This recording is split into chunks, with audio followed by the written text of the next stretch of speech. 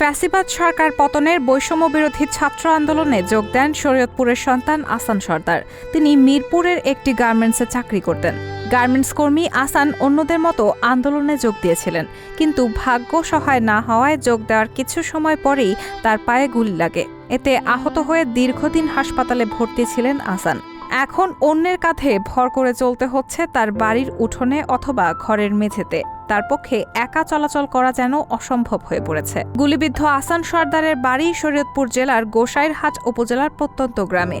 দিনমজুর ঘরের সন্তান আসান গার্মেন্টসে চাকরি করে যে কটা টাকা উপার্জন করত তা দিয়েই টানাপোড়েনের মধ্যে চলত তাদের সংসার।